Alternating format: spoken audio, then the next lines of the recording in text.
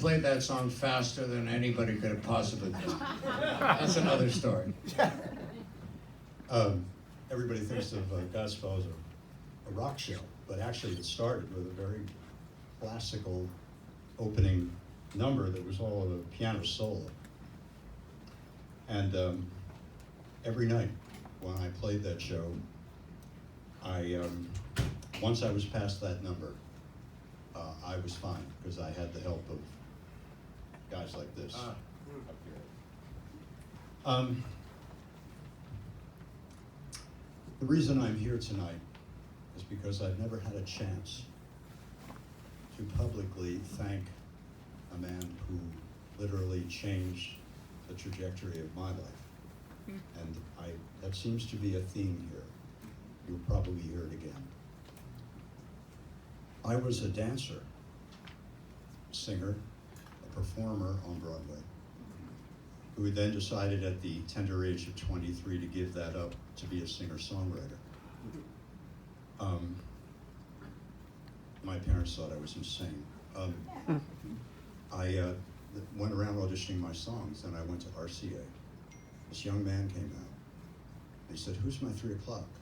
Nobody else raised their hand in the waiting room, so I raised mine. I said, "I guess that's me." And that's how I met Steve. I auditioned my songs for him, and he took me into the studio, made some demos together.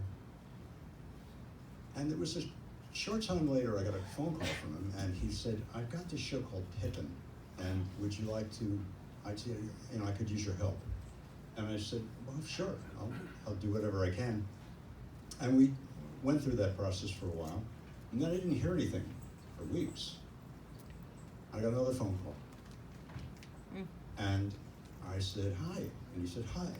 I said, "How's Pippin going?" And he said, "Forget Pippin, I've got this show called Godspell." I said, "Steve, I'm this piano player who plays his own songs, and I've never played a show before." He said, "You'll be fine, you play just like me." I was to learn in future years he was referring to the style of my playing more than my virtuosity.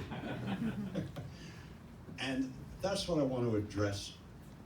One of the things I want to address is his mentorship. He literally took a chorus boy, put him on a piano bench, and molded him into a music director, which has influenced the rest of my life. Even when I went to Los Angeles and worked in television, I never forgot the things that he taught me about musical theater, but also about drama. And how do you thank someone who was responsible, who opened the door for you to meet the love of your life, Gilmer McCormick? I met Gilmer on the show, fell in love with her instantly. And we celebrated our 52nd wedding anniversary last February. Yay! And even though I spoke to Steve earlier, she sends her love and her congratulations and her gratitude. And the friends, the musicians, the cast members, people who are still part of my life and who are in my heart, all a result of that one phone call and the trust that he had in me to continue with the magic show and then working.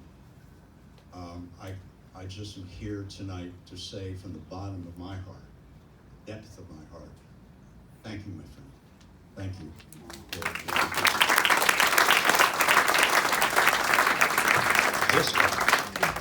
This guy.